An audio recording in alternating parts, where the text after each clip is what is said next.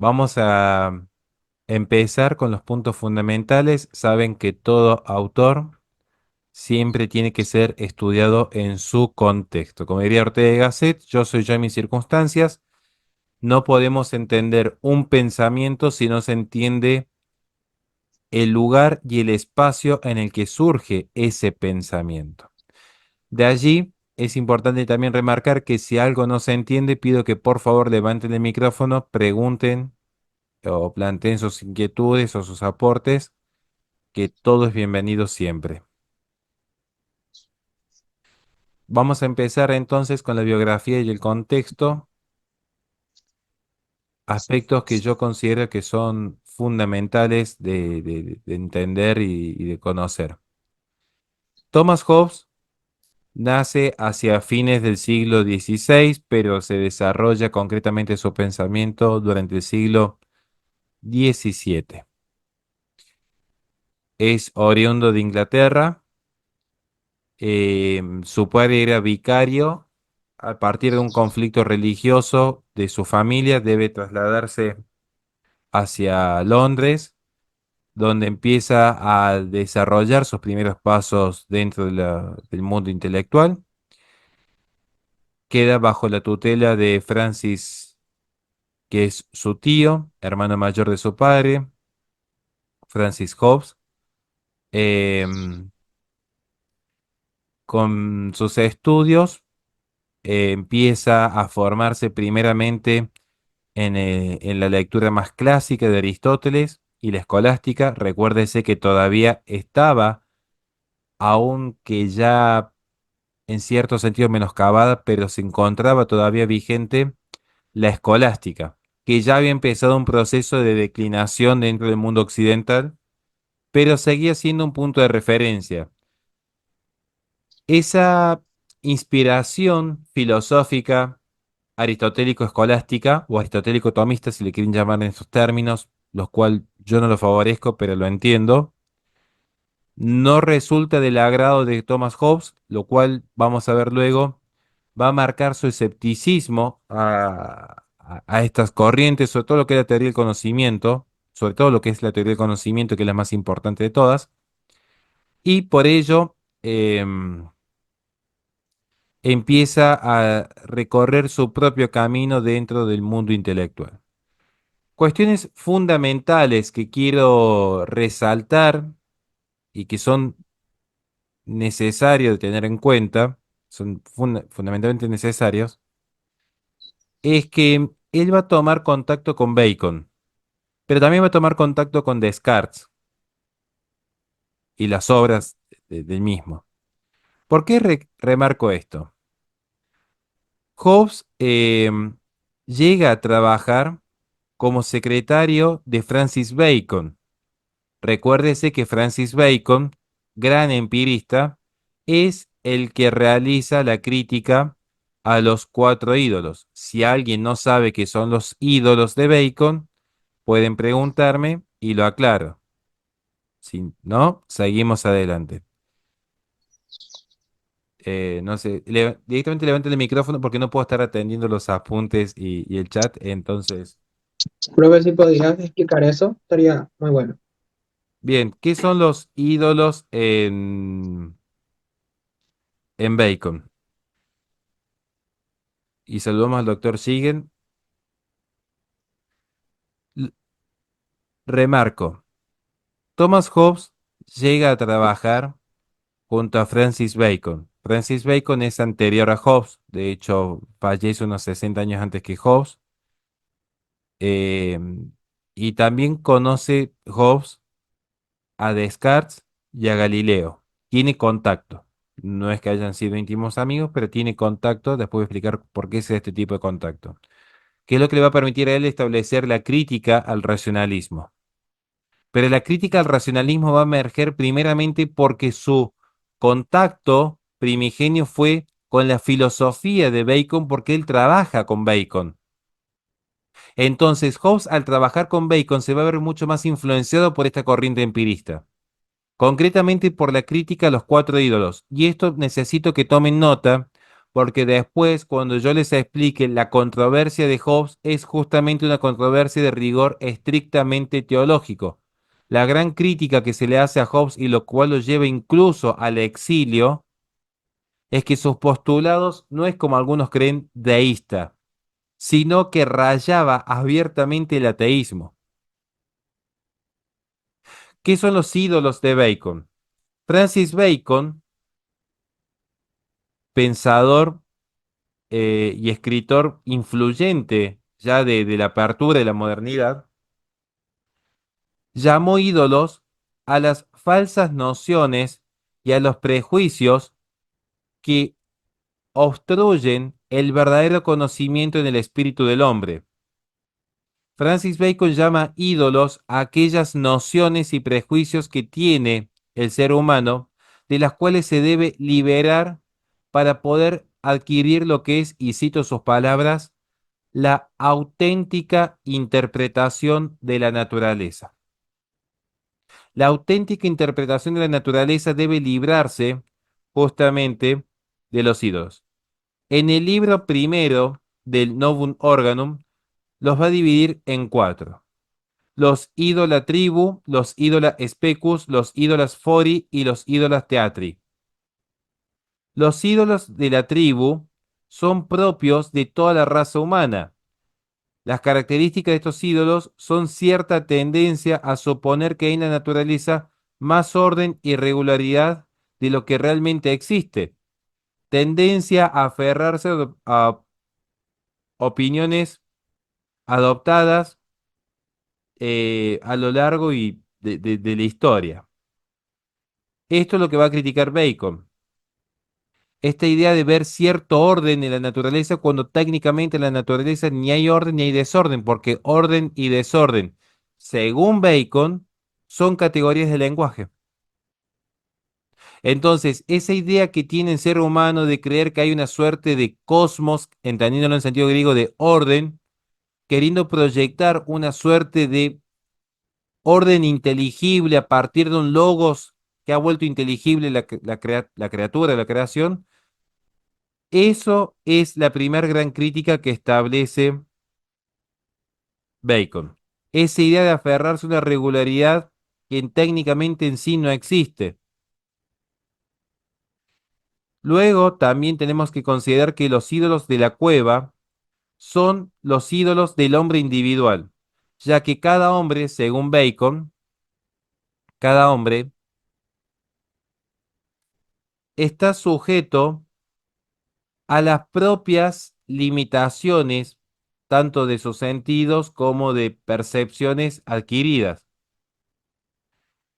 Pero concretamente en el ídolo de la cueva, en esta referencia de Descartes del alma dentro de la cueva del- de nuestra cabeza, en este sentido gráfico, el ídolo de la cueva implica también aquellos límites dados por la constitución corporal, los déficits mentales, los accidentes individuales en los sentidos, y esto es propio. Podría suponer que tiene un significado. Cuando hablamos de los ídolos de la tribu, recuérdese que las tribus paganas solían establecer dioses en la propia naturaleza. Dios Sol, la diosa Luna. Entonces, a esto se está refiriendo primeramente Bacon. Luego también a nuestros propios límites. Entonces, vamos a tener límites porque hay personas que tienen mayor capacidad mental que otros. Hay ídolos de la cueva porque algunos tienen mejor vista que otros y nadie se puede librar de estos. Luego está los ídolos del foro, o también llamados los ídolos del ágora o los ídolos del mercado, que son los que se originan en el trato de unos hombres con otros, que consisten sobre todo en adjudicar a los términos significados erróneos o suposiciones que una vez que se tiene como expresión, también se la tiene como una realidad correspondiente. Esto es lo que critica, por ejemplo, Bacon a la noción de primer motor inmóvil. Es una crítica directa a ese término, que se ha ido heredando, por eso Bacon es muy crítico del aristotelismo y por eso Hobbes es crítico del aristotelismo. Este término, por ejemplo, primer motor inmóvil. En este ídolo del mercado, porque es donde estamos todos negociando con nuestro lenguaje, muchos lo toman por cierto. Escolástico lo tomaron por cierto, San Buenaventura, Santo Tomás de Aquino, San Agustín. Y Bacon dice que en realidad eso es una falsa percepción, porque es indemostrable ese primer motor inmóvil. No lo puedo extraer de la realidad. Pero sin embargo, yo me predispongo intelectualmente a creer en el primer motor inmóvil porque ya lo vengo heredando a partir de las relaciones académicas que he tenido con otros. Y luego están los hilos del teatro, que son los que se han impregnado en los hombres a partir de lo que él va a llamar dogmas filosóficos y leyes equivocadas de demostración, donde aquí directamente se da un, como dicen ahora en internet, un pacatazo a Aristóteles y Santo Tomás de Aquino. El ídolo del teatro es básicamente la presuposición de dogmas y axiomas que no corresponden a la realidad según Bacon. ¿Se entendió, Mariana y Paulina, qué son los ídolos? ¿Cuáles son los cuatro ídolos? Son Sí, básicamente las presuposiciones que nublan el espíritu del hombre para poder adquirir la correcta interpretación de la naturaleza. Cuestión, Thomas Hobbes va a trabajar con Francis Bacon. Creo que le tenés que dedicar una clase especial a Bacon, ahora que lo pienso. Va a tener contacto con Galileo Galilei. Va a tener contacto con Descartes. Un aspecto importantísimo en la vida de Hobbes, el más importante me atrevería a decir yo, que es lo que le permite su salto a la fama, se encuentra atrapado en lo que es la guerra civil inglesa. Tarea para ustedes, para el grupo, a ver quién se toma el grupo muy en serio.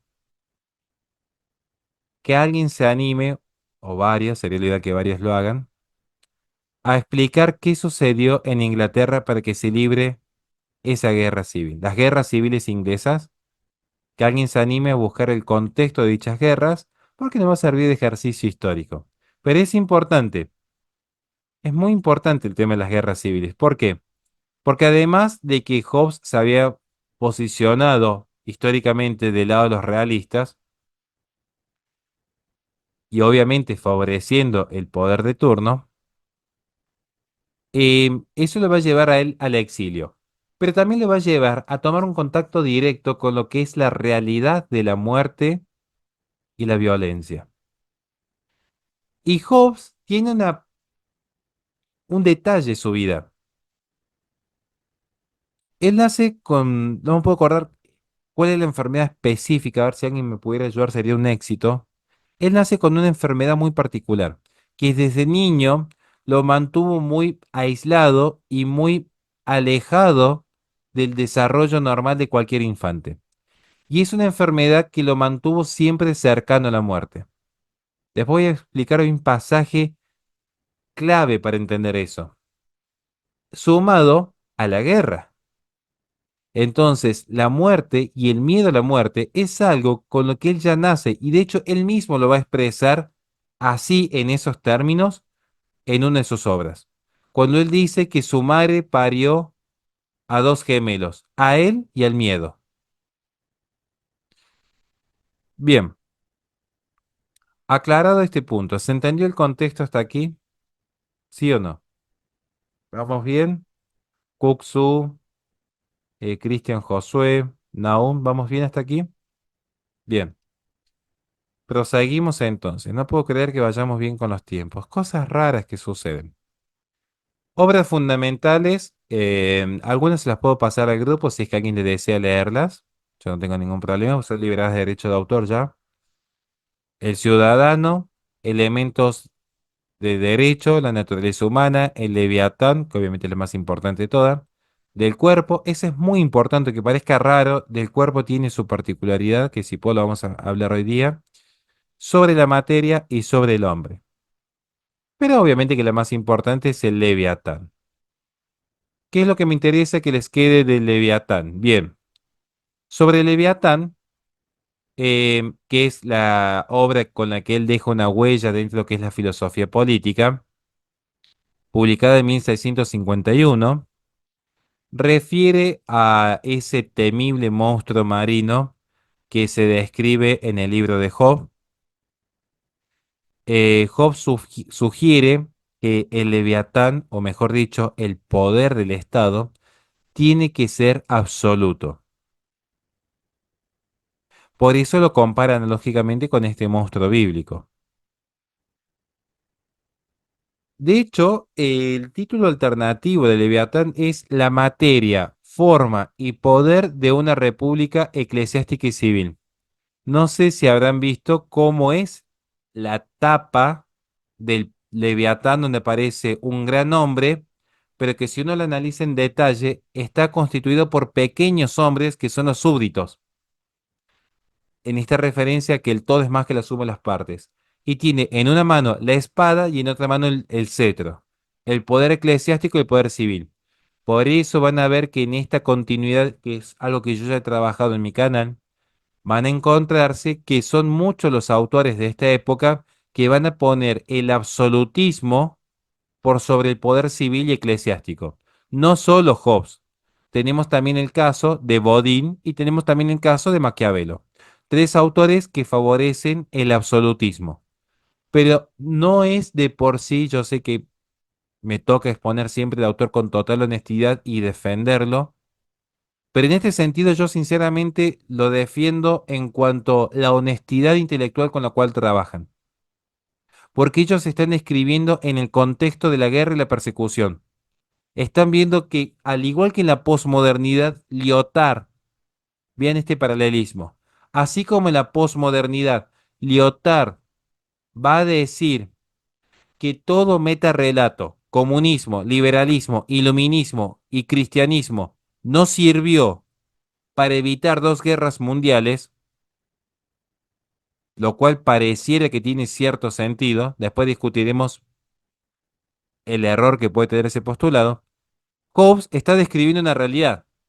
Entre cristianos había una masacre. Objetivamente, después discutiremos si es válido o no una guerra religiosa, eso es una discusión aparte. Objetivamente, el que está viendo desde como escéptico el conflicto religioso está viendo una matanza y una guerra civil. Entonces, ni el poder civil ni el poder eclesiástico pudo evitar el río de sangre que corrió en Europa.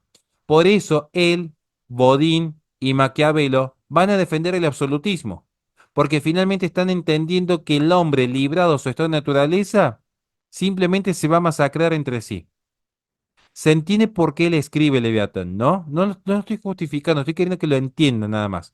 Por qué él piensa como piensa. Entonces, Hobbes es conocido justamente por esta visión pesimista, creo que es la palabra más apropiada, sobre la naturaleza humana. Una visión profundamente negativa. Por eso es que se conoce esa frase de Hobbes, que de hecho no la dice en el Leviatán, eso de Homo hominis lupus. Yo invito a que en el Leviatán no aparece en ningún momento. Sí la toma Hobbes en otra obra.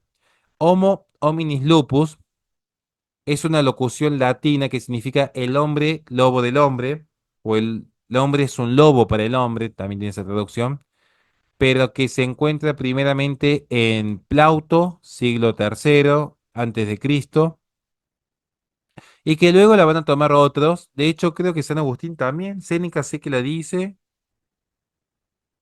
creo que San Agustín, no, San Agustín no, Erasmo también la menciona, Thomas Hobbes, pero en la obra de Chive, de la ciudad no la menciona en el Leviatán, por eso les dije. Pero bueno, creo que más o menos allí estaremos. ¿Qué es lo que me interesa que les quede de Leviatán? Que Leviatán es una obra que lo que va a hacer es justificar el poder absoluto. Y vamos a entrar entonces ahora a su filosofía. ¿Vamos bien hasta aquí, sí o no? Doctor, ¿estamos bien? Héctor, ¿vamos bien? ¿Naum?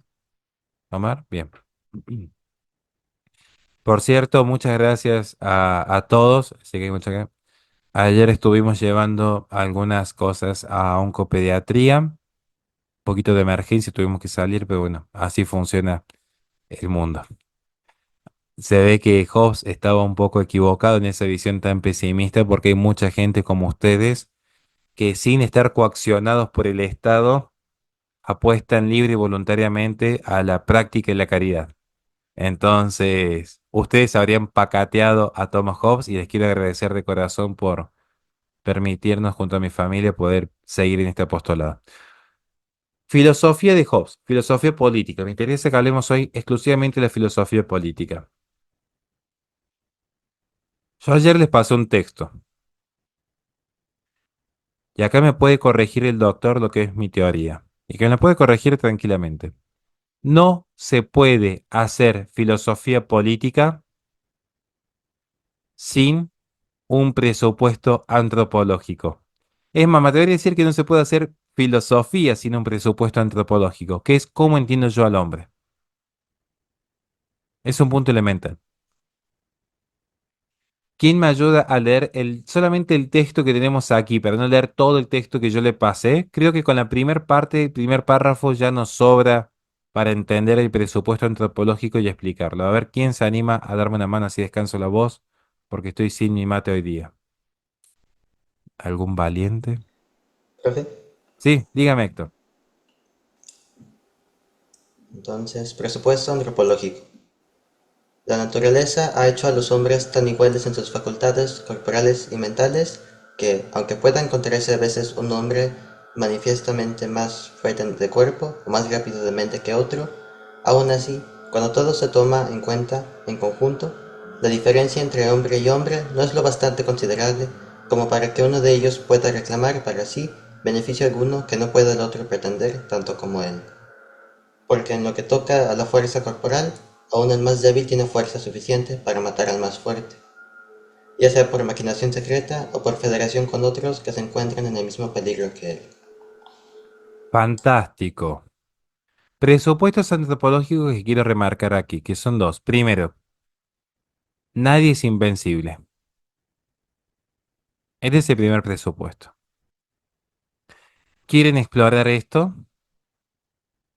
Vean la serie. Bueno, no, porque después ya subí esto, YouTube me van a funar. No vean la serie Juegos de Tronos, sobre todo los que son más pequeños. No vean esa serie porque, primero que no es ni por asomo una serie cristiana. Pero lo que tiene de interesante Juegos de Tronos, hay un personaje, no sé si alguien vio la serie, si alguien cometió el pecado como yo de verla, nadie cometió ese pecado. Naum vio esa serie, ¿no? Usted se debe acordar que hay un personaje en Naum que se llama Meñique. Meñique fue un personaje muy destratado sobre el final, que es cuando se aparta de los libros. Pero Meñique en las primeras temporadas, que es cuando sigue los libros, era el mejor personaje de todos. Era el personaje más idéntico a Thomas Hobbes. Un personaje flaco, inútil, bueno para nada, incompetente, que ni siquiera tenía fuerza para levantar una espada, y sin embargo era el que mejor jugaba el Juego de los Tronos, porque sabía con quién aliarse y cómo generar su influencia con astucia a través de su lengua para siempre quedar bien posicionado. ¿Qué es lo que está diciendo Hobbes? Porque más allá de la serie en sí, no hay nadie que sea invencible. Ese es el primer postulado.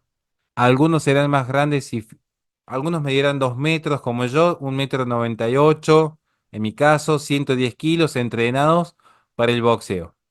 Y otros serán profesores de filosofía. Bueno, algunos tenemos las dos cosas, entonces nos anima así como Superman, ¿no? Pero hablando en serio, Hobbes diría, mira, siempre habrá alguien más rápido y más inteligente. Primer postulado. Segundo postulado. El segundo postulado es la naturaleza conflictiva del hombre. ¿Por qué hay un constante peligro? Porque como lo explica en el Leviatán, todos van a tarde o temprano a anhelar las mismas cosas. Y esto genera un estado de tensión constante. Todos van a querer en algún momento la riqueza de uno, las tierras de uno, la mujer de uno, lo que sea de uno, alguien más lo va a querer. Porque los recursos no son infinitos, pero sí es infinita en Hobbes la voluntad. Esto lo heredan, recuérdese, del voluntarismo que ya vimos en parte de Duns Scoto. La voluntad va a ser infinita. Entonces, esto genera un estado de tensión constante. Por eso, lo explica Hobbes, ni el más fuerte ni el más poderoso puede dormir tranquilo porque en algún momento se va a encontrar desprovisto de su protección. Y es allí cuando puede ser asaltado. ¿Me van siguiendo? ¿Cómo se refleja esta naturaleza conflictiva? Y justo se nos fue el doctor. Si no le iba a preguntar a él.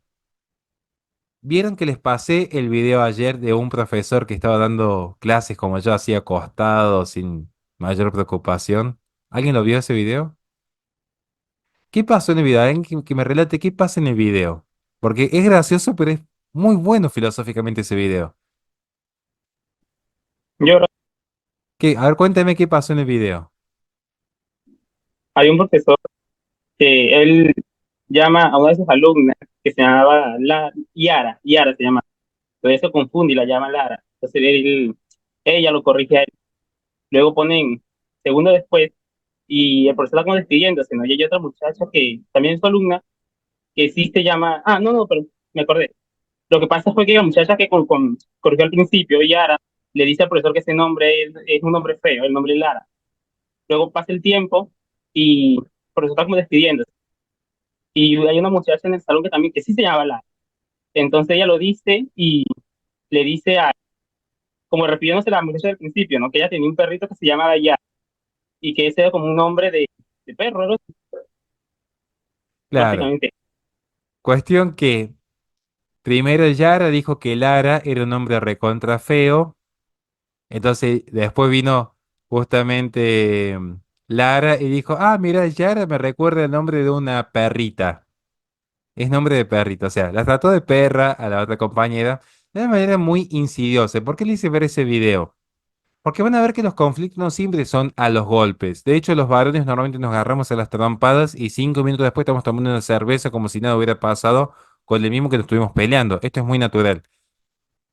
Y la mujer, en ese sentido, por su naturaleza y por su constitución, suele apelar más al intelecto y esa lengua más ponzoñosa cuando se enoja. Es muy peligrosa una mujer cuando se enoja. De verdad, yo prefiero pelearme con un varón a muerte que con una mujer porque realmente tiene un peligro impresionante. Pero ¿qué fue lo llamativo? Primero, la astucia, que es lo que demuestra Hobbes. El que no se puede defender con los puños se va a defender con la lengua, pero se va a defender. Eso es un hecho. Y segundo, la naturaleza conflictiva del hombre. Literalmente, en una clase ya había conflicto.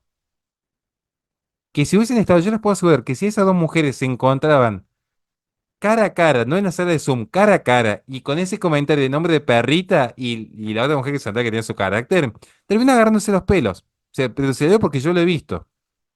Terminan agarrándose los pelos. Entonces, ¿quién era el superior allí? El profesor era el único que tenía el poder para mediar en esa situación, porque al no ser parte del conflicto, podía avivar el conflicto y dice, es como que está echándole leña al fuego, pero también que tenía el poder de frenar el conflicto. Todo dependía del superior, porque entre las partes no iban a llegar a un acuerdo. Entonces, ahí es donde está la independencia del poder interno y superior. ¿Me siguen? Bien. Este es el presupuesto antropológico, que hay una naturaleza, na- valga la redundancia, naturalmente conflictiva, donde la búsqueda de satisfacer la propia voluntad, al haber una finitud de recursos, obliga a que haya una crisis con el otro, constantemente. ¿Me siguen hasta allí? ¿Vamos bien? Recuerden que si se corta la sala, seguimos por el mismo link. ¿Bien? Profe, yo tenía una duda. Sí, dígame. Entonces, al final, los dos presupuestos antropológicos de Hobbes sería que nadie es invencible y que la naturaleza del hombre es conflictiva. ¿Esos serían los dos? La primera, sí, está bien con que la naturaleza es conflictiva. Y el primer presupuesto antropológico es el deseo constante. y esa astucia de buscar los medios para poder conseguir lo que se quiere. Por eso le di el ejemplo, o sea, en este caso la chica Lara, como no tenía el recurso de los golpes, utilizó el recurso magistral de la lengua para decir, yo tenía una perrita que se llamaba Yara. Entonces, ahí lo que estamos mostrando es la astucia del hombre, la astucia y la voluntad, me diría yo más técnicamente. El hombre es astuto, se vale de cualquier recurso y el hombre es conflictivo. Y esto es lo que genera la crisis con el prójimo, constantemente. Esto es la visión de Hobbes. Entonces,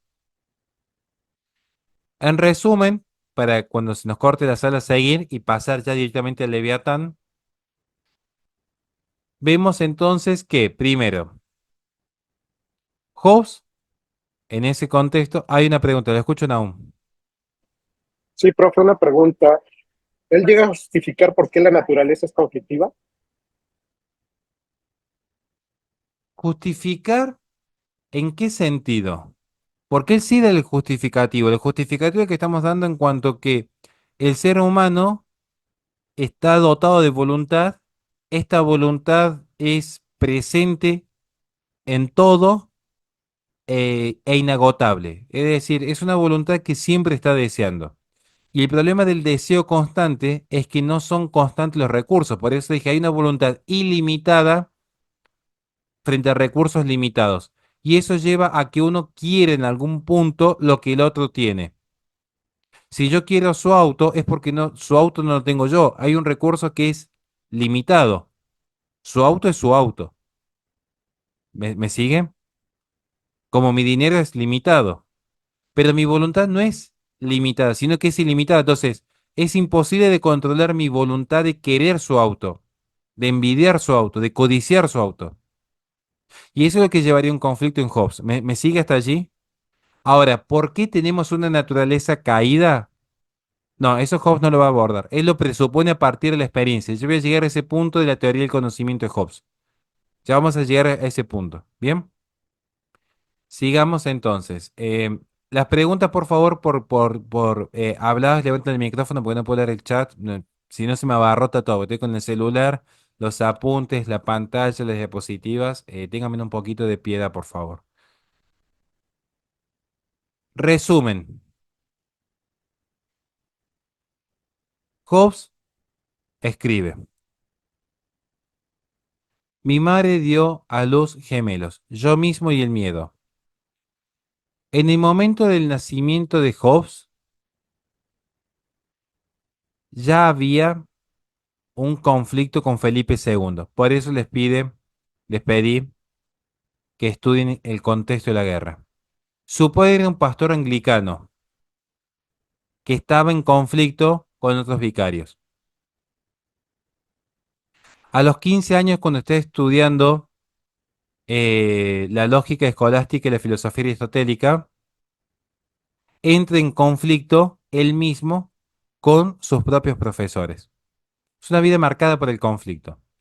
Luego, a partir de este conflicto, él va a entender que ese postulado cristiano, esta religión de paz y amor, para Hobbes es una ficción. Hobbes se va a encontrar mucho más cómodo con Francis Bacon y empieza a compartir ideas con Bacon. Y eso lo lleva a posicionarse en contra de Aristóteles y lo lleva a posicionarse en contra de Santo Tomás de Aquino. Y allí es cuando va a decir que la teología es irracional. Una vez que ha negado la teología, va a abrazar el materialismo frente al racionalismo.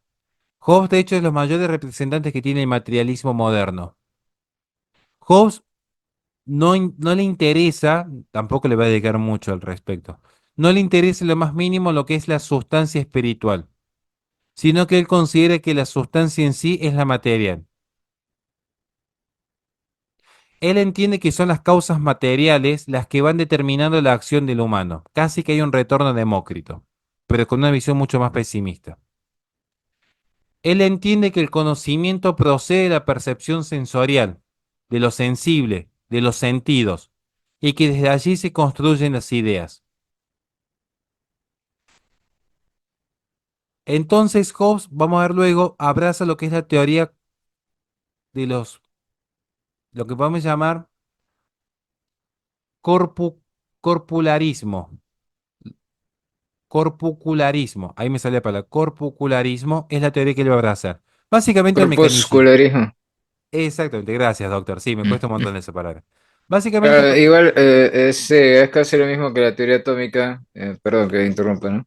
Pero estaba leyendo un libro sobre la vida y la obra de Francis Bacon y él ya había adoptado esa postura y eran amigos, así que no es extraño que se hayan comunicado ese pensamiento, ¿no?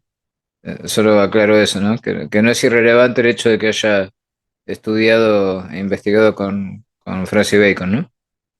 eh, Los dos eran atomistas, los dos eran aparte partidarios del poder absoluto del rey contra el parlamento.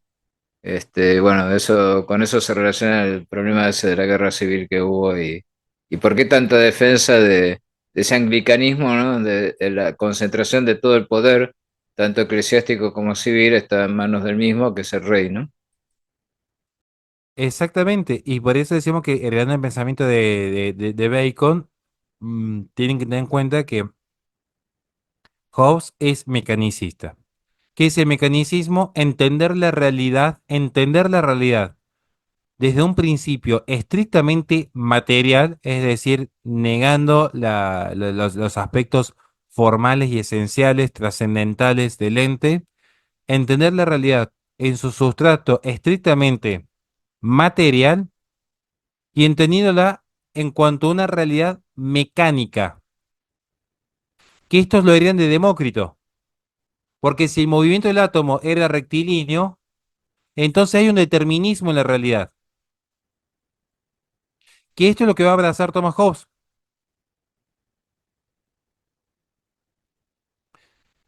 Por eso Hobbes va a decir que la teología es irracional, porque para Hobbes no hay nada fuera del movimiento de los cuerpos, no hay nada que no se puede explicar a partir de lo aprendido por los sentidos, y el resto son los ídolos, el resto son los desvaríos de los racionalistas y los teólogos.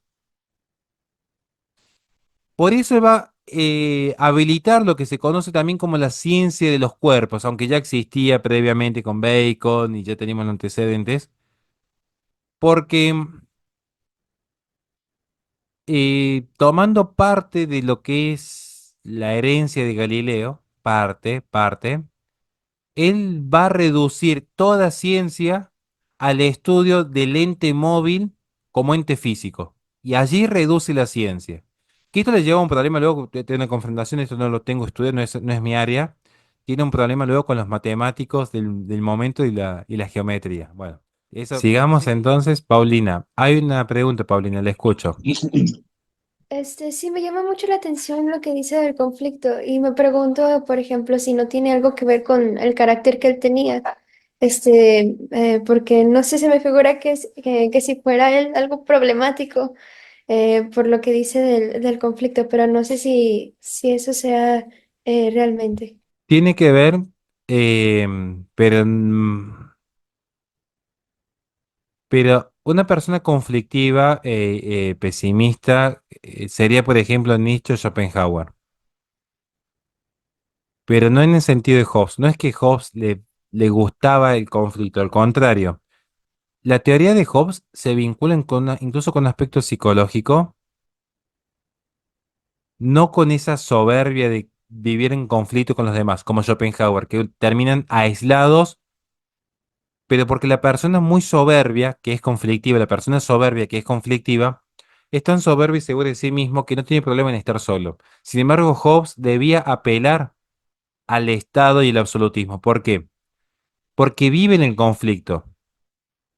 Pero Hobbes, al haber nacido con su enfermedad y no era una persona muy atlética, que digamos, era una persona profundamente cobarde. O sea, esto de los registros históricos lo marcan muy bien. ¿Qué pasa con la persona cobarde? Ustedes piensen, por ejemplo, en un chihuahua y en un dogo argentino, ¿no? Que me encanta. O sea, los argentinos como que hacemos todo bien, además de ser humildes, y tenemos una de las mejores razas en el mundo. Pero, El ¿por qué creen? Xoloescuincle. Más o menos. Entonces piensen, no sé si alguien alguna vez vio un chihuahua. Como el perrito es chiquito, son como una especie, no sé, es como una ratita. Ah, ya veo que después alguien tiene un chihuahua pobre, pero son como una ratita, pero encima una ratita histérica. Entonces, yo he ido a veces casas que tienen un chihuahua y te dan ganas de arrojarlos por el balcón. O sea, son insoportables esos perritos. O sea, está todo bien con el bichito, pero son insoportables. O sea, ¿pero por qué están ladrando como histéricos? Porque imagínense que son como chiquitos y ven el mundo grande y ven todo como una amenaza. Le da miedo todo. En cambio, para un dogo argentino ni ladra el perro, porque al estar seguro de sí mismo, ni le viene ni le va lo que pasa alrededor. Y eso que vemos en los perros aplica también en la filosofía. La persona que está segura en su vida, la persona que está segura en su vida, ni le viene ni le va lo que pasa alrededor. La persona que tiene miedo es la que más violenta se tiene que mostrar. Esto lo pueden ver incluso ustedes mismos en YouTube. Van a ver que los YouTubers que más se la pasan insultando y dedicándose videos y que dijo esto y que parecen el Jorge Rial del siglo de 2.0, o sea, son las personas más temerosas, las que más tienen que hacer gala de que no, que yo estoy armado y no, que yo sé pelear. El que realmente sabe dice, sí, tenés razón, anda tranquilito. Y eso tiene que ver mucho con Hobbes, es una realidad. O sea, Hobbes era una persona muy cobarde y por eso defiende el absolutismo de poder, porque tenía miedo. ¿Por qué? ¿Por qué tiene miedo? Porque ve todo el entorno como una amenaza. Él ve todo como una amenaza. Entonces está muy bien su apreciación, Paulina, porque nos permite entender este contexto para cerrar esta parte de lo que estamos introduciendo. Es cierto que también va a tener esos conflictos. De hecho, yo no me acuerdo bien cómo es ese conflicto. Sé que tiene un conflicto con lo que refiere a la ciencia del momento. eh, pero no lo manejo. No sé si el doctor se acordaba. Pensé que tuvo un conflicto con la teoría de la geometría, de las matemáticas, no me lo acuerdo. Mm, Sí, él creyó que había encontrado la fórmula para hacer la cuadratura del círculo, o sea, poder medir la superficie Eso. sin el número pi, que no era irracional. Y le hicieron moco, ¿no? Obviamente, era y dio toda la argumentación de su teorema, qué sé yo, pero estaba llena de falacias, ¿no? Entonces sí, tuvo un conflicto. Aparte estuve averiguando recién, ya que preguntabas lo de la enfermedad.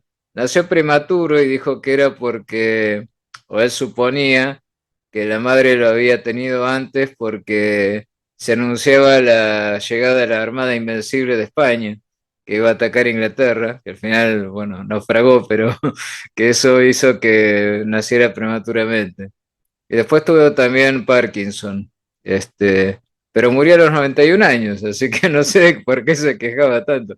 O se protegió tanto a sí mismo que logró sobrevivir más que todos los otros, ¿no? De esa época. Increíble, una vida increíble. Eh, claro, bueno, hierba mala nunca muere. Nosotros muchas veces decimos que Dios le da muchos años de vida a la gente que es un poquito rara para ver si se arrepiente hasta el último segundo. Pero qué paradoja que la Armada Invencible naufragó, tan invencible no era. Son cosas que pasan en el mundo. Así que bueno, tenemos ahí el short del doctor en filosofía diciendo lo hicieron moco. Muy académico, muy coloquial el término. Yo me imagino en la época, ahí que están todos con esos trajes medio raros, diciendo, te vamos a hacer moco, hacía Hobbes. Bueno, cuestión, eso nos va a explicar también que él va a defender la soberanía absoluta, que es lo que vamos a estudiar ahora, que es lo que me interesa estudiar ahora, y su teoría política. ¿Bien? ¿Estamos para seguir? Fantástico. Espérenme un segundo. Listo. Hay una pregunta allí, escucho. ¿Hay una pregunta? Una consulta. ¿Qué diferencia, ahorita lo que se vino es la diferencia entre absolutismo y totalitarismo? No hay diferencia, pero lo voy a explicar bien en el sentido técnico. El absolutismo del cual nosotros estamos hablando corresponde a la filosofía política del inicio de la modernidad, concretamente algo que es un proceso que se empieza a gestar desde el siglo XVI hasta parte del siglo XVIII con las grandes revoluciones, donde había una concentración del poder en todas sus esferas en un único núcleo. Concretamente estamos hablando de una monarquía absolutista. Muchos creen que la monarquía absolutista en cuanto al absoluto del poder pertenece a la Edad Media, lo cual es un error. La forma de poder en la Edad Media eran poliarquías, estaba muy dividido, muy desconcentrado el poder. Esto lo dicen incluso pensadores libertarios, que son honestos, lo reconocen.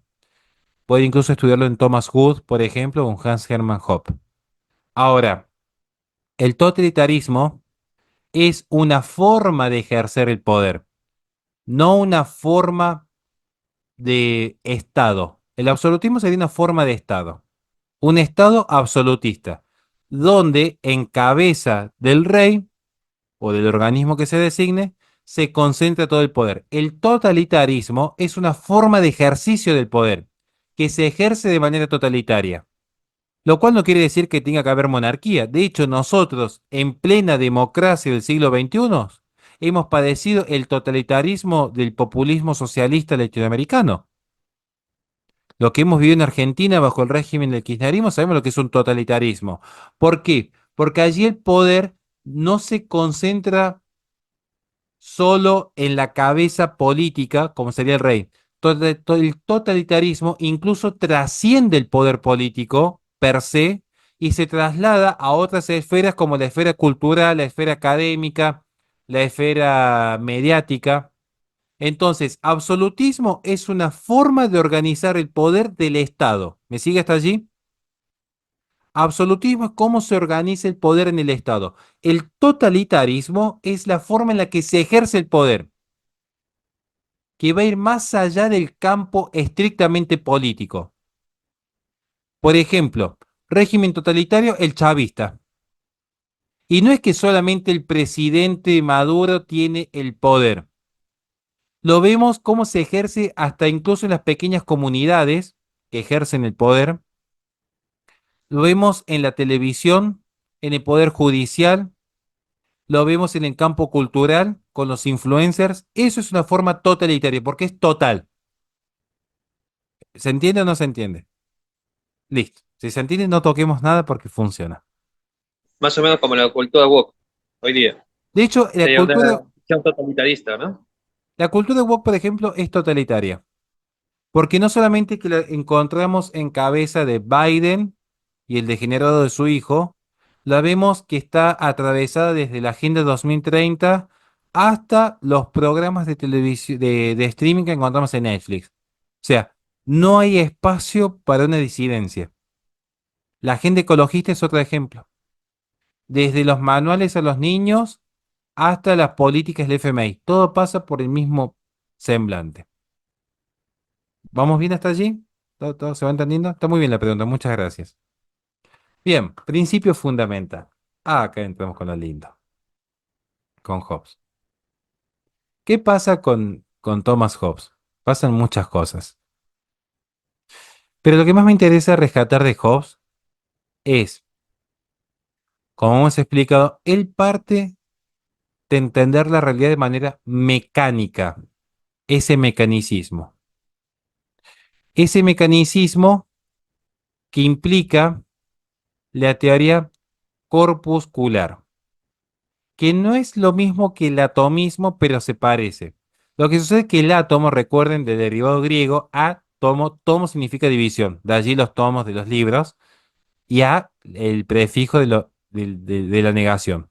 El átomo era indivisible, el corpúsculo técnicamente, según Bacon, sí se podía fraccionar y dividir, pero a los fines prácticos es lo mismo. O sea, a los fines prácticos está todo compuesto por este principio material y solo hay materia. Lo cual a mí nunca me convenció esta teoría y es muy propio de los conservadores. De hecho, el conocimiento empírico es más propio de los conservadores. A mí nunca me terminó de convencer porque nunca entendí ese salto que dan para explicar, por ejemplo, las entidades incorpóreas, por ejemplo, las ideas. Esa es la parte que a mí nunca me...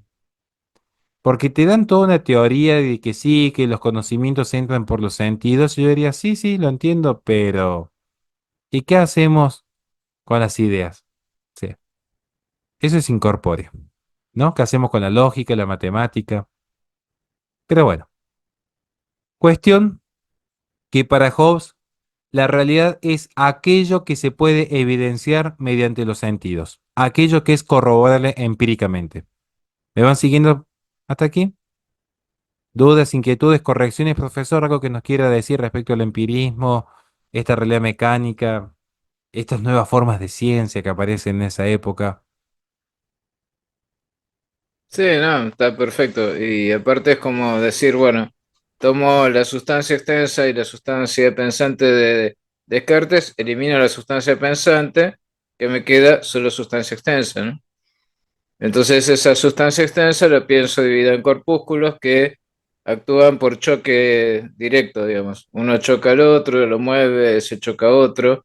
Cuando yo percibo algo es porque algo del exterior choca contra los nervios de mis sentidos y eso genera vibraciones que llegan al cerebro. O sea, está todo explicado. Ahí ya tenemos toda la base del materialismo en la obra de Hobbes perfectamente elaborada, ¿no? Y no hay causas finales, solo hay causas mecánicas que son la manera como se entienden las causas eficientes, ¿no? Qué, Directamente un determinismo absoluto, ¿no? qué bueno que hice esta aclaración, profesor. Estoy un poquito cansado y por ahí me he olvidado, pero esta es la parte más importante de todos.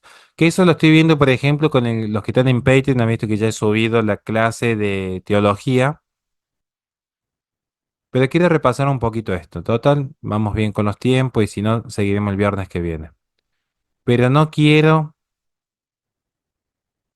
que esto sea un monólogo de, bueno, sabemos de memoria Hobbes, porque cualquiera que lea un poquito Hobbes ya lo entiende.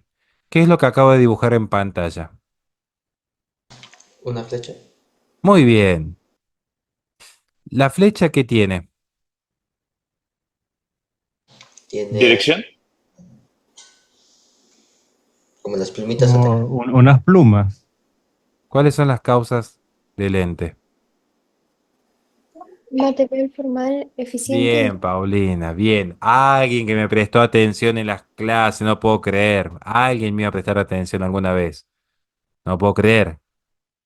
Bien. ¿Cuáles son las causas del ser, Paulina? material formal, eficiente y final. Muy bien. Material, formal. La materia y la forma, ¿qué explicamos, Paulina, en la última clase de teología? A la Son, sustancia. claro, son sustanciales. ¿Por qué es importante la sustancialidad, Paulina?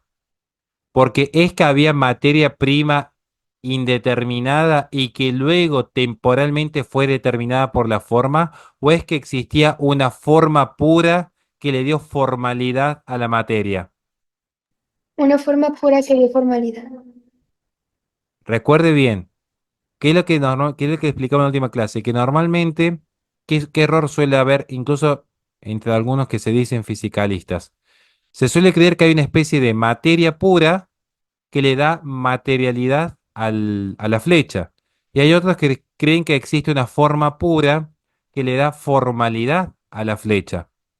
Y nosotros que dijimos que no, que todo lo que existe, desde el momento en el que existe, empieza a existir de manera contemporánea materia y forma. Porque si la materia prima existiera por sí, o abrazamos la teoría de Duns Scoto, lo cual sería válido, abrazar ese absolutismo del ser y darle su propio ser a la materia y a los accidentes, bueno, es una opción.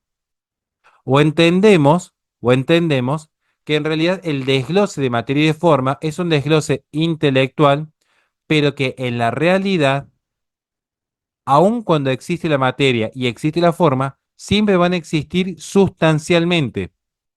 Por eso, porque si la materia fuese prima y fuese materia pura, habría un punto en el que esa materia indeterminada estaría determinando e individualizando el ente. ¿Cómo puede lo indeterminado determinar? Que esto es lo que planteábamos el otro día a la luz de Santo Tomás de Aquino. ¿Cómo lo indetermina? Entonces dijimos que en realidad la materia que individualiza no es la materia per se, sino la signata quantitate, lo que individualiza finalmente. ¿Vamos bien hasta allí?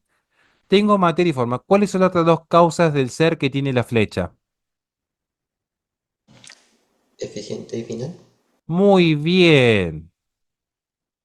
Y de las cuatro, y esto eficiente y final. Si esto es la sustancia, la causa eficiente y final, ¿cómo le llamamos nosotros? Si esto era la sustancia, ¿cómo le llamamos nosotros a estos? A ver si me empiezan a ver, el devenir de la cosa. El devenir. ¿Por qué? Porque la sustancia hace la flecha en sí. La existencia per se de la flecha. Pero el eficiente, ¿qué va a hacer? El origen del ente, lo que le dio existencia al ente. Para nosotros los cristianos, lo que tenemos una concepción lineal del tiempo, lo que tenemos una concepción lineal, porque entendemos que hay un Dios creador, al menos es parte de nuestra fe. ¿Cuál de todas las causas que están acá es la más importante de todas? ¿La material, la formal, la eficiente y la final? La final, Final. Muy bien, ¿por qué la final? porque mira al ser por excelencia que es Dios. Sí, pero tiene en un término más filosófico. Yo puedo Porque, explicar el cómo a partir de la causa eficiente. De hecho, la causa eficiente en cierto sentido está explicado por los mecanicistas. No me dice nada la causa eficiente. ¿Qué es lo que le va a dar sentido? A ver, yo tengo una flecha acá, ¿sí o no? Sí. Si Ujú. yo tengo una Hay una flecha. dirección, hay un destino, ¿no? Sí, y sería sentido destino, para que vean. Si yo tengo una flecha aquí, yo la flecha la puedo... A ver, ¿la flecha tiene materia? Sí. ¿La flecha tiene forma? Sí. ¿La flecha tiene causa eficiente? Yo con esos tres elementos tengo la flecha y esa flecha puedo usarla para asesinar a un granjero y robarme su mercadería o usarla para cazar un venado y darle de comer a mis hijos. Si yo tengo esos tres elementos, ¿dónde va a estar la diferencia entre asesinar al granjero o cazar un venado y darle de comer a mis hijos? En la razón, ¿Cómo? en la razón, en, en, Más que la en el que razón. tiene la flecha, Acá, ¿en dónde va a estar la diferencia? La cosa al el que final. decide, La dif- En la finalidad. Exactamente, en la finalidad, el para qué tengo la flecha, para asesinar o para alimentar a mis hijos.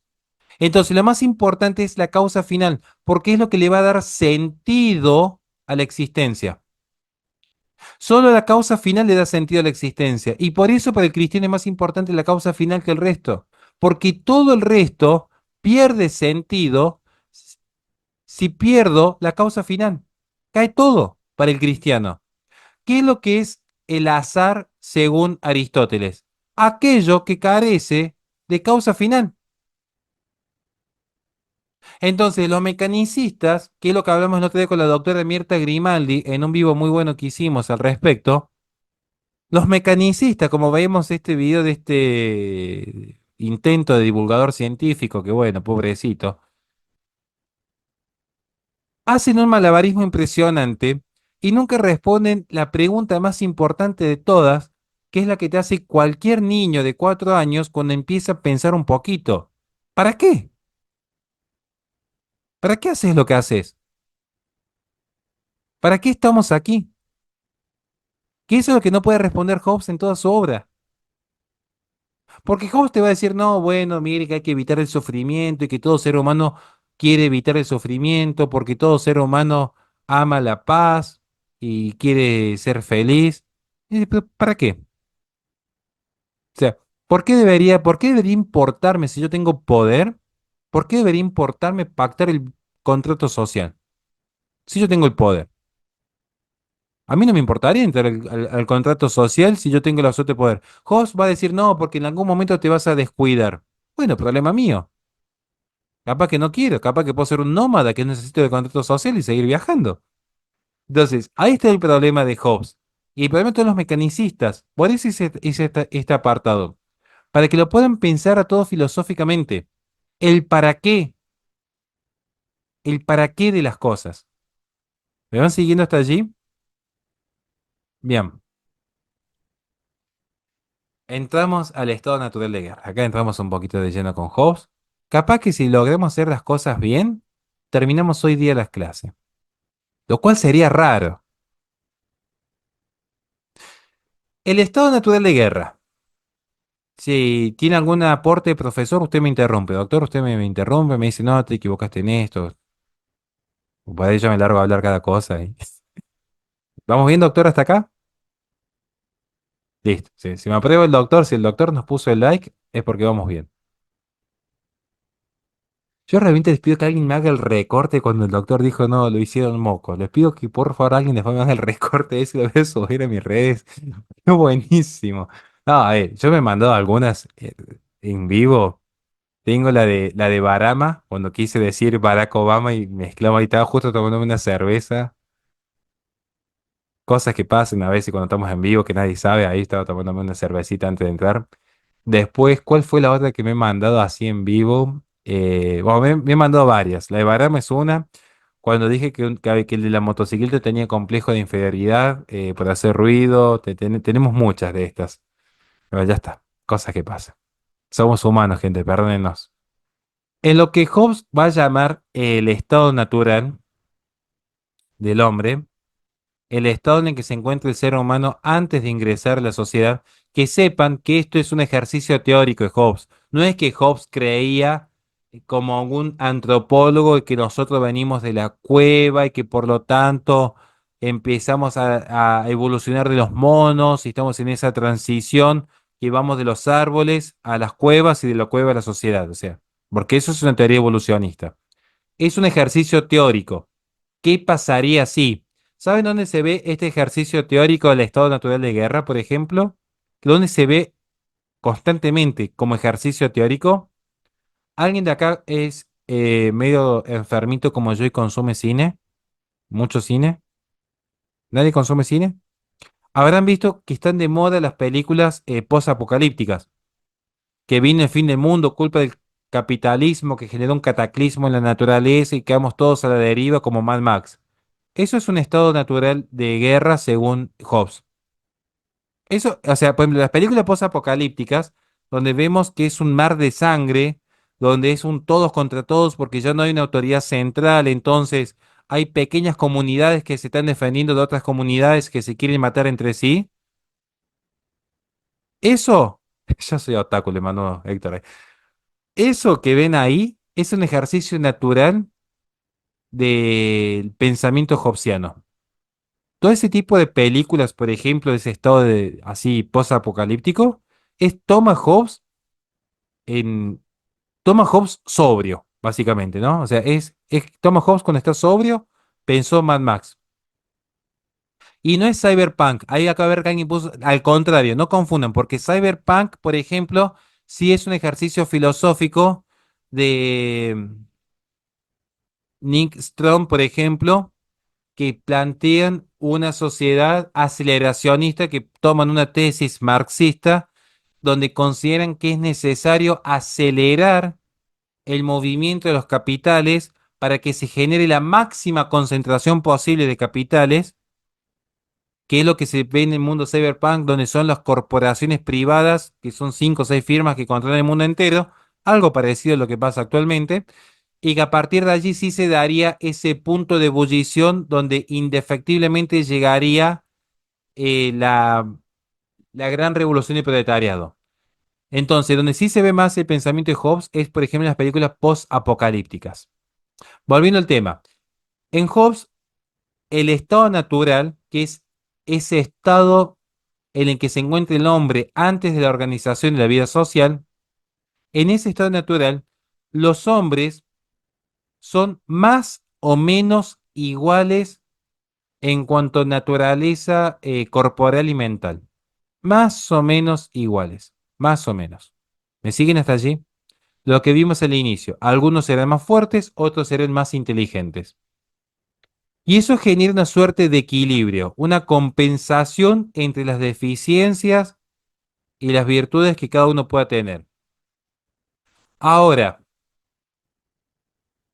lo que sucede es que según Hobbes, cada ser humano busca su propia conservación. Por eso se asocia muchas veces a Hobbes y el empirismo anglosajón a los conservadores, porque se presupone la propia conservación. Incluso esto lo refiere Giuseppe Presolini, es un conservador continental, en el Manifiesto de los Conservadores, capítulo primero. Es propio de la biología la conservación de la propia vida, naturalmente. Hay una pregunta allí, escucho. Profesor, sí, perdón. ¿Puede ser ello un esbozo de lo que sería, lo que más adelante podría ser el transhumanismo? De esto de conservar la especie humana usando diferentes elementos, en este caso la tecnología como medio para hacer que la vida humana, digamos, sea más perdurable. Hay muchos tipos de transhumanismo, hay 6 variables, pero en principio yo diría que sí. Porque de hecho el transhumanismo emerge concretamente de una cultura anglosajona y el transhumanismo niega por completo el aspecto sustancial y esencial del hombre, sino que lo reduce a una realidad mecánica y por lo tanto modificable. Aprensible y modificable. Si en definitiva es cuerpo, es corporalidad, la materia es moldeable por definición. Lo escucho, doctor, que va a poder dar una respuesta mucho más perfecta de la que puedo dar yo. Lo escucho, doctor. No, no, pero justamente si quieren leer el primer libro posthumanista o antihumanista o transhumanista, un poco son distintos, ¿no? Pero más o menos por ahí anda la cosa. La Nueva Atlántida de Francis Bacon.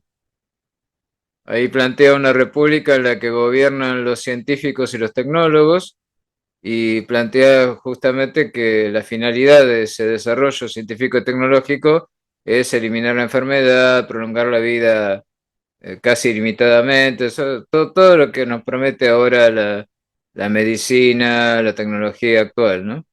Está todo ahí, ya está en esbozo todo lo que dice cualquier utopía, si se quiere llamar así, de las que hay ahora con respecto a las promesas de la ciencia para hacernos superar nuestros límites humanos, ¿no? Y convertirnos casi en dioses. Tremenda plagiadora Ayn Rand con la rebelión del Atlas. Pero tremenda plagiadora, yo no sabía eso, pero eso que usted está diciendo es la tesis de Ayn Rand cuando escribe esa novela de la rebelión del Atlas, donde había un grupo de científicos que se habían apartado del poder político y religioso y habían creado su propia comunidad. O sea, el sueño de Ayn Rand. La verdad que no sé por qué está tan sobrevaluada Ayn Rand, porque ni siquiera es filósofo, era una novelista de poca monta.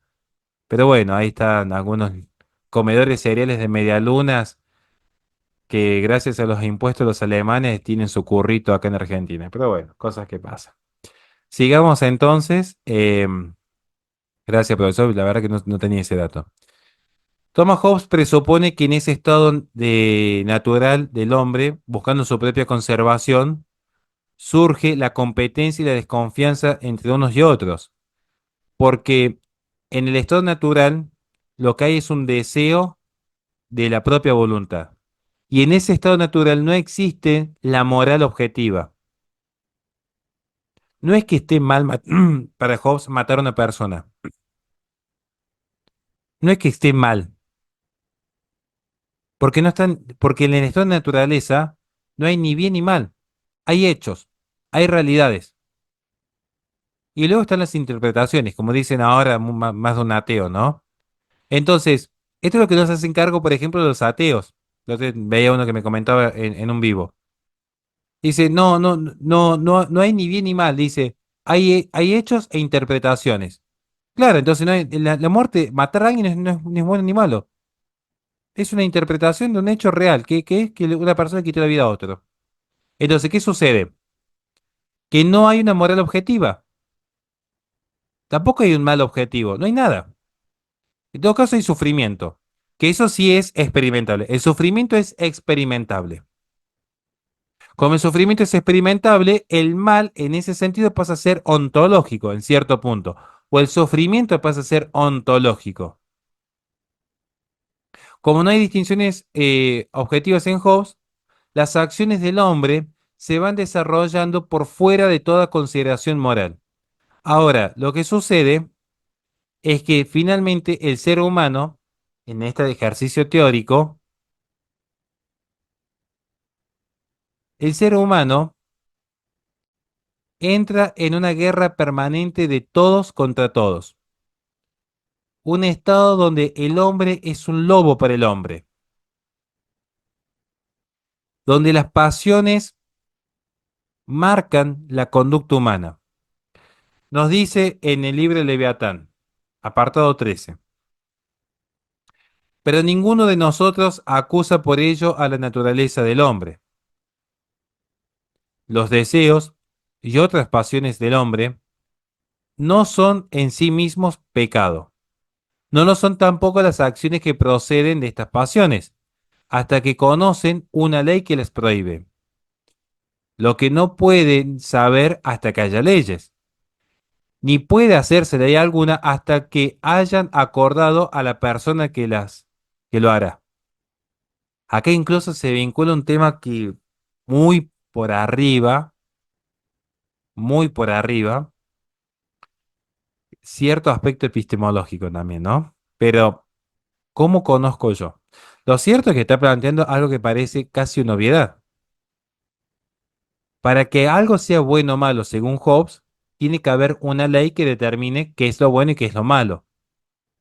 Ahora, en el estado de naturaleza no existe tal cosa como un derecho natural, que sí lo podría postular, por ejemplo, John Locke, que lo vamos a ver más adelante.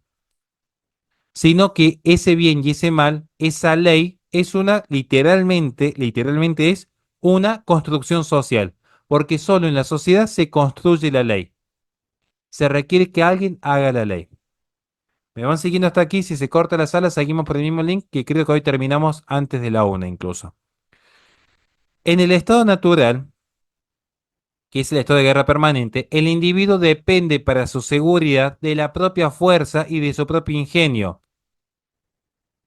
Y no va a haber ningún límite a lo que él pueda hacer o alguien le pueda hacer, porque están abandonados a la naturaleza. ¿Me siguen hasta allí este punto? Este modelo carece justamente de una noción propia del justnaturalismo, carece de una noción de un bien objetivo, accesible a través de la razón, o de un bien revelado por Dios, o incluso las corrientes morales intuicionistas, o incluso un imperativo categórico. Es la nada misma, es naturaleza pura, pura naturaleza, pura mecánica. Es como que alguien le dijese a la gravedad que no tiene que generar fuerza de atracción. Es decir, y la gravedad ni siquiera tiene inteligencia para poder razonar que esté bien o esté mal lo que hace. La gravedad simplemente opera. Esto es lo que está viendo aquí Hobbes. La naturaleza humana simplemente opera. Hay un estado natural de guerra, ¿por qué? Porque el hombre tiene esta voluntad insaciable. Concepto clave que se tiene que grabar a fuego. Voluntad insaciable. Y eso lo lleva a codiciar los bienes del otro. Entonces vamos a ver qué sucede con la ley natural. Acá nos tenemos que preguntar lo siguiente. ¿Se puede salir del estado de naturaleza? Que este es el gran problema que tienen, por ejemplo, los anarquistas. Cuando uno le dice, che, fantástico tu teoría, vamos a la realidad, ¿cuándo se aplicó? Ahí está el problema, ¿no? O sea, me encanta tu teoría, re bonita, re linda, vamos a la realidad, ¿cuándo se aplicó? ¿Qué experiencia tenemos a lo largo de la historia del hombre para decir funciona? si siempre hay un poder político ejerciéndose? Quizás no bajo la forma de Estado, ahí yo lo concedo. Volvamos a las poliarquías, pero siempre va a haber poder. Parezco Michel Foucault diciendo que el poder es omnipresente, pero miren, hasta el reloj roto da la hora bien 2 veces al día. Por eso no me gusta subestimar a nadie. Hasta el reloj roto da bien la hora 2 veces al día. Dice Thomas Hobbes, las pasiones que inclinan a los hombres hacia la paz son el temor a la muerte, el deseo de aquellas cosas que son necesarias para una vida confortable y la esperanza de obtenerlas por su industria. Entonces, según Hobbes, es justamente el miedo a la muerte y el deseo de una vida confortable lo que van a guiar al ser humano a querer salir de ese estado de naturaleza y lo van a hacer de una manera muy particular, que es renunciando a sus propias libertades, a esa libertad absoluta de hacer lo que quiero con el otro, renuncio a esa libertad de hacer lo que quiero con el otro para asegurarme la, valga la palabra, seguridad interna de que mediante mi industria voy a poder obtener ciertas satisfacciones.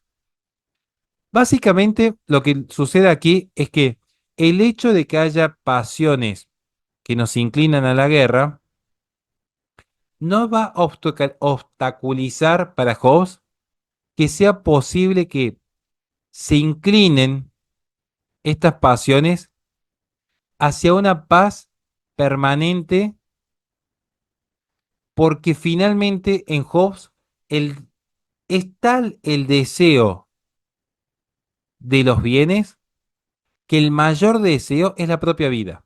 Esto en términos de Hobbes. O sea, Hobbes va a decir, el hombre no puede evitar desear, pero lo que más va a desear siempre va a ser la propia vida, porque sin esa vida no puede gozar de ningún otro tipo de bien. Por eso es que los seres humanos, aun cuando están inclinados a la guerra, están dispuestos a renunciar a todas sus inclinaciones y el derecho que tienen de hacer lo que quieren con el prójimo con tal de conservar la propia paz, que es conservar la propia vida. Entonces, ahora se va a volver a cortar la sala, seguimos un ratito más que ya estamos por terminar, ¿estamos? Pero se va entendiendo hasta aquí, no es que el hombre se va a volver bueno en sociedad, es por un acto egoísta que entramos en la sociedad. Bien. Retomando entonces la clase, escucho, Jan, su pregunta. Profe, le quería preguntar, entonces el hombre cuando entra a la sociedad lo que sacrifica fundamentalmente es su libertad. En términos de Hobbes, más que su libertad, en términos de Hobbes, es esa suerte de derecho absoluto a hacer lo que uno quiera con el otro. Llamémosle libertad en cierto sentido. Pero es ese derecho absoluto en el estado de naturaleza que uno tiene de someter al prójimo. Si uno ve la naturaleza, pareciera ser que el más fuerte se impone sobre el más débil. Es lo que podríamos llamar en cierto sentido derecho, pero no como nosotros entendemos el derecho divino, el derecho natural o el derecho positivo, sino como ese poder sobre el otro, uno lo renuncia. A eso se refiere Hobbes, a ese tipo de renuncia. En cierto sentido se puede decir, en términos poco coloquiales, sí, que renuncia a la libertad. ¿Se entiende? ¿Se entiende? Perfecto. Sigamos entonces. Vamos bien hasta aquí. Dice Hobbes en este apartado, una ley de naturaleza, lex naturalis, es un precepto o regla general encontrada por la razón, por la cual se prohíbe al hombre hacer aquello que sea destructivo para su vida, o que le arrebate los medios para preservar la misma, y omitir aquello con lo que cree que puede mejor preservarla. Pues aunque los que hablan de este tema confunden a menudo jus y lex, derecho y ley, estos deberían, sin embargo, distinguirse porque el derecho, y presten atención, consiste en la libertad de hacer o no hacer. El derecho consiste en la libertad de hacer o no hacer, mientras que la ley determina y ata a uno de los dos, con lo que la ley y el derecho difieren tanto como la obligación y la libertad, que en una y la misma materia son incompatibles. Por eso le respondí a Jean que en Hobbes existe lo que sería el derecho absoluto de hacer lo que uno desee. Ahora, fíjense que él dice la ley de la naturaleza, que no es lo mismo que el derecho natural. El derecho que tiene el hombre, el derecho que tiene el hombre según Hobbes, es esa potestad de hacer todo lo que uno quisiera hacer. Como en la película esta que a mí me gusta mucho, que se llama 12 horas para sobrevivir, La Purga, no sé cómo la pueden conocer en sus países, porque cambian los títulos, que es cuando se legalizan todos los delitos durante 12 horas. No sé si lo habrán visto. En Estados Unidos, los nuevos padres de la República permitían que durante 12 horas todos los delitos sean totalmente legales, todos. Y eso es una matanza atroz. Ahora, ¿qué sucede? Que ahí se dice, tienen el derecho de liberar la bestia, de purgar nuestras almas, sacando todo lo que uno quisiera hacer y que no hace porque uno no hace lo que quiere hacer, porque hay leyes. Las leyes son las que limitan lo que uno quisiera hacer. ¿Se entiende la diferencia entre derecho y ley en Thomas Hobbes? La ley es lo que limita, la ley es lo que pone límites. El derecho es la libertad del hombre. Entonces, para Hobbes, tales leyes que limitan los deseos infinitos del ser humano, tales leyes, según Hobbes, y dice, las leyes de naturaleza son inmutables y eternas, pues la injusticia, la ingratitud, la arrogancia, el orgullo, la iniquidad, el favoritismo de las personas y demás no pueden nunca hacerse legítimos porque no pueden ser que la guerra preserve la vida y la paz la destruya. Entonces, él está diciendo, la ley natural resguarda al hombre. La ley natural intenta darle a la luz de la razón del hombre este punto. ¿Por qué hace Hobbes este salto impresionante que estamos viendo aquí? ¿Por qué creen que hace este salto?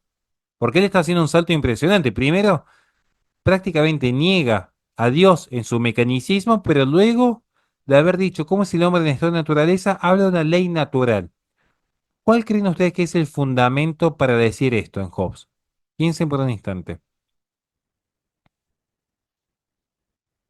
Más cuando estamos en el Leviatán. ¿El Leviatán crea el Estado moderno y el absolutismo o el Leviatán lo justifica? Lo justifica. Lo justifica. Ahora, ¿cómo se hace para hacer una justificación sin caer en una falacia circular?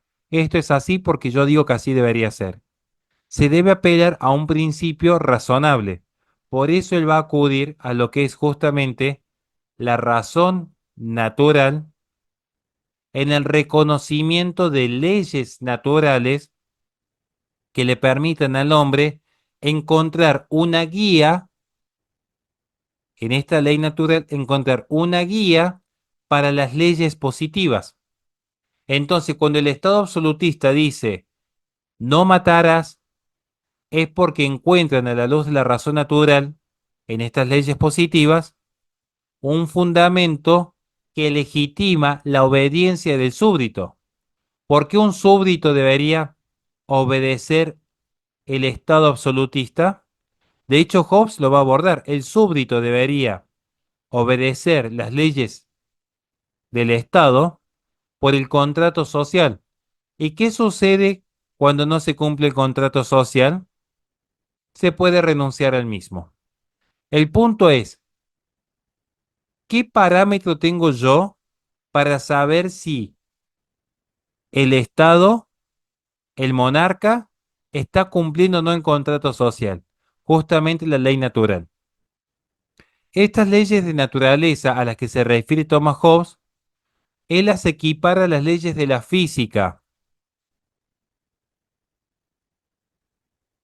¿En qué sentido? Que es posible trazar un paralelismo en el determinismo del comportamiento. Las leyes naturales, que son varias, de hecho Hobbes va a dar 19 leyes en el Leviatán, pero van variando, de nombre en nombre las hace variar. En el Leviatán son 19. Tenemos, por ejemplo, voy a citar algunas. La búsqueda y el seguimiento de la paz mientras pueda obtenerse. Dice en el Leviatán, apartado 14. Y es por consiguiente un precepto por regla general de la razón que todo hombre debería esforzarse por la paz. Observe que él dice debería esforzarse.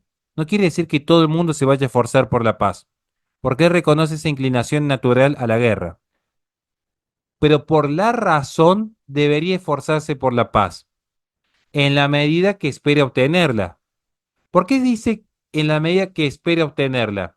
Porque el derecho para Thomas Hobbes, el derecho para Hobbes es un sistema, y tomen nota de esto, el derecho para Hobbes, el derecho positivo para Hobbes es un sistema de abstención y especulación.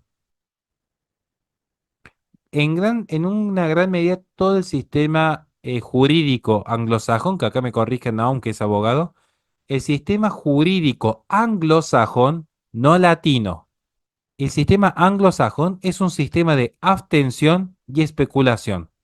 Me abstengo de matar a otro especulando que no me maten a mí. Ahí le estoy resumiendo a Thomas Hobbes, básicamente, ¿no? Pero hay egoísmo. O sea, no es que yo hago el bien porque creo en el bien de Dios. Yo me abstengo de matar especulando que no me maten a mí. Ahora, cuando veo que me van a matar a mí, el Estado no cumplió su función, yo tengo mi derecho a portar armas, por ejemplo, y defenderme. Allí tienen, por ejemplo, la segunda enmienda.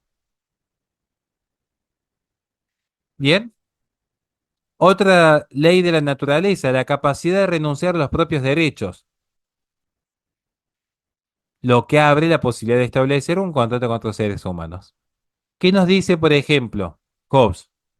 De esta ley fundamental de naturaleza, por la que se ordena a los hombres que se esfuercen por la paz, se deriva una segunda ley, que un hombre esté dispuesto, cuando otros también lo están como él, a renunciar a su derecho a toda cosa en pro de la paz y la defensa propia que considere necesaria, y se contente con tanta libertad contra otros hombres como consentiría a otros hombres contra él mismo. Es decir, renunciamos a nuestras libertades, como planteó muy bien Jan, renunciamos a nuestros derechos a hacer lo que queremos, en la medida que otros también renuncian. Nunca escucharon esa frase que a mí me da asco ya a esta altura de la vida, que es la libertad de uno termina donde empieza la libertad de otro. Es una frase que a mí me genera un asco, unas náuseas. Por eso no tengo amigos en la vida. Pero esa frase, esa frasecita de la libertad de uno que a mí me decían las profesores mediocres que tuve en el secundario, ahora que uno ya madurado se da cuenta de la mediocridad de la educación que uno recibe, te la decían como, uy, se cree Sarmiento. Bueno, en realidad lo que pasa es que han heredado muchísimo el pensamiento anglosajón. Esto de la libertad de uno termina donde empieza la libertad de otro. Es básicamente lo que dice Hobbes. Tercera ley de la naturaleza, que vamos a estudiar aquí, para no excedernos. Cumplimiento de los pactos y aceptación de las consecuencias. Nos dice en el Leviatán, de aquella de la naturaleza por la cual estamos obligados a transferir a otro aquellos derechos que si son retenidos obstaculizan la paz de la humanidad, es decir, si conservo mi derecho a hacer lo que quiero con con el prójimo, obstaculizo la paz, se sigue una tercera ley, que los hombres cumplan los pactos que han celebrado, sin lo cual los pactos son en vano. Es decir, se deben cumplir los pactos. Si no se cumple el contrato social, ¿de qué me sirve el contrato social? Volvemos al estado de guerra primero. Entonces, el Estado solo se legitima cuando cumple su función mecánica, no es teleológico. El Estado solo sirve en tanto y en cuanto asegura la paz en los hombres. No hay paz, no hay Estado. E incluso Bodin sigue esta línea. ¿Se entendió este punto, sí o no? ¿Sí? Bien. Formación del cuerpo social. En la formación del cuerpo social, Hobbes nos dice, por tanto, antes de que los nombres de lo justo e injusto puedan aceptarse, ¿qué significa? Lo justo y lo injusto es producto del contrato social. Deberá hacerse algún poder coercitivo que obligue igualitariamente a los hombres al cumplimiento de los pactos, por el terror a algún castigo mayor que el beneficio que esperan de la ruptura de su pacto, y que haga buena aquella propiedad que los hombres adquieren en contrato mutuo. Lo que les está diciendo Hobbes es lo siguiente.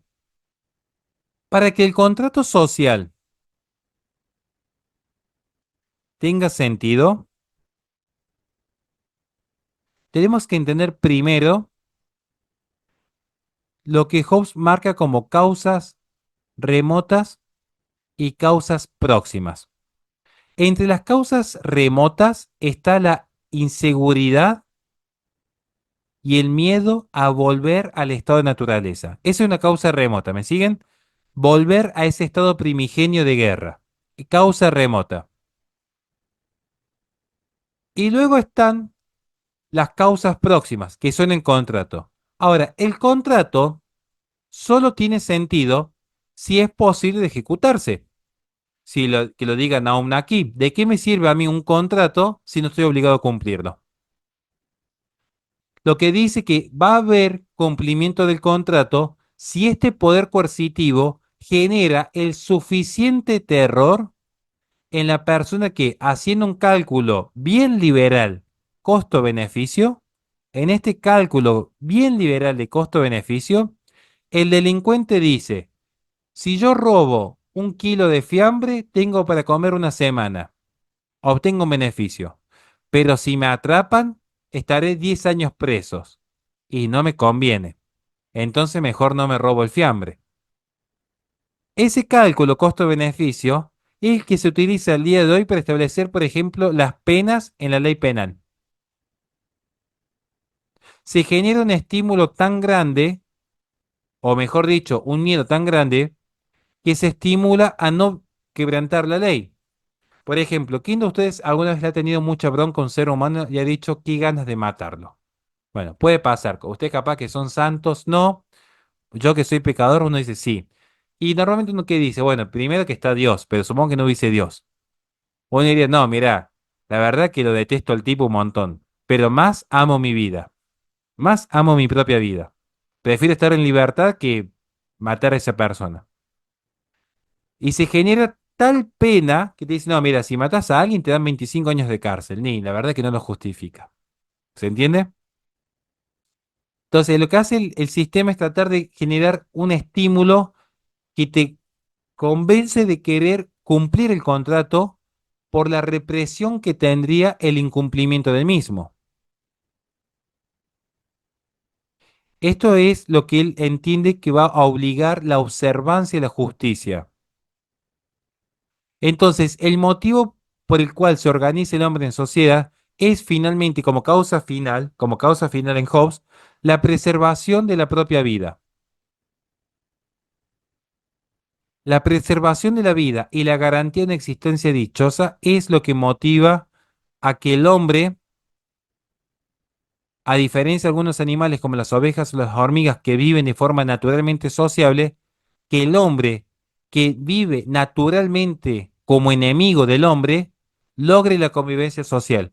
Porque Hobbes dice, hay animales que son naturalmente sociables, las abejas y las hormigas. Ellos son naturalmente sociables, el hombre no. ¿Pero por qué el hombre no se vive en sociedad? Por eso les dije que él rechaza a Aristóteles. Esta idea del animal político para Hobbes es inaplicable. El hombre es un animal egoísta, pero que vive en sociedad por un ejercicio de la razón.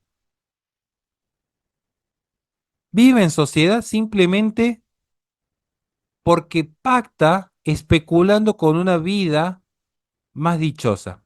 Nada más. ¿Vamos bien hasta aquí? Bien. Y finalmente, llegamos a lo que es el derecho del soberano y los súbditos. ¿Qué es lo que se nos va a decir aquí? Que en esta renuncia que hace el hombre mediante el pacto, donde el soberano, que es esa entidad que adquiere la suma de libertades para ejercer el poder,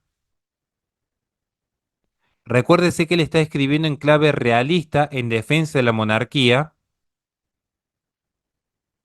Este soberano va a tener el derecho absoluto y pleno, que es algo que ya expliqué cuando analicé Leviatán.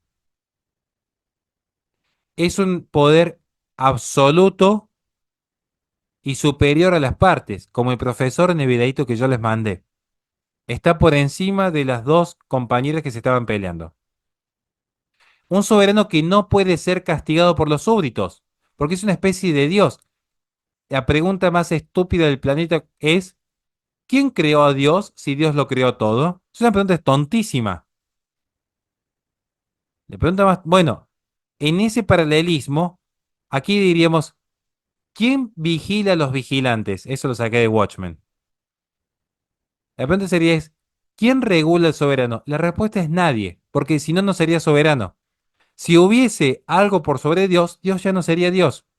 Y en ese sentido, el soberano, de hecho, queda fuera del contrato, porque las partes hemos renunciado entre nosotros como alumnos a cederle todo el poder a alguien independiente y externo.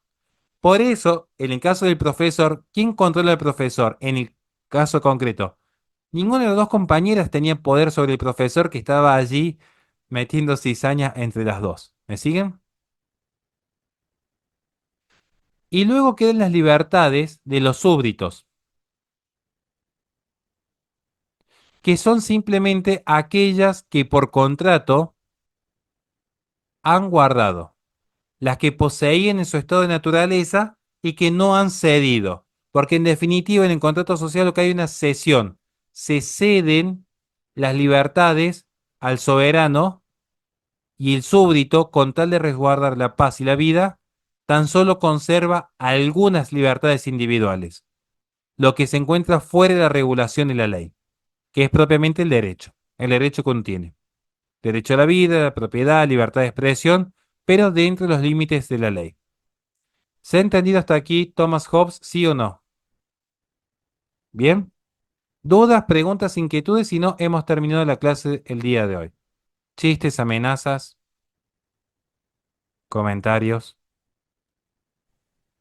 Yo, Horacio, tengo una pregunta. Dígame. Sí, pero lo que pasa, Horacio, es que o sea, con lo que has explicado, se me ocurre, ¿no?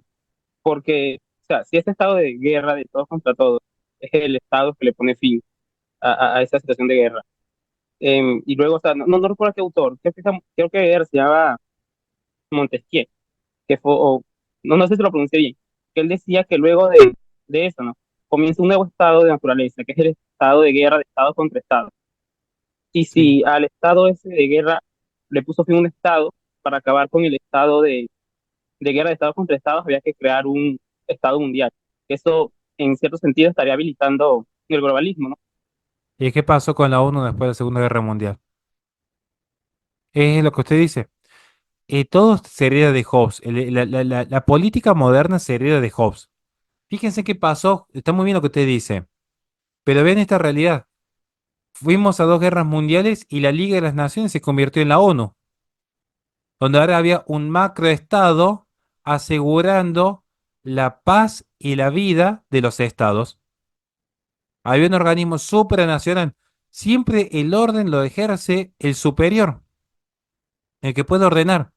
Ordena quien tiene poder para ordenar. Después vendrá el proceso de legitimación, porque la mejor guerra es la que no se da. Entonces, si yo puedo convencer de que me obedezca sin tener que usar mis puños, y sería lo ideal.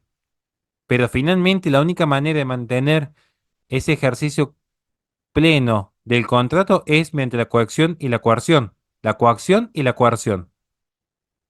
Por eso Hart, que es un filósofo jurídico, va a decir que uno de los tres elementos del derecho es la coacción. Y está bien lo que usted dice. Yo no comparto esta teoría, pero a la luz de la realidad es lo que ha venido sucediendo Eh, Primero, para calmar las guerras civiles internas donde se da el absolutismo. Y luego, para calmar las guerras mundiales, que aparece la ONU. ¿Alguna otra pregunta, duda, inquietud? Si no, hemos terminado hoy día. ¿Estamos bien hasta aquí? Listo.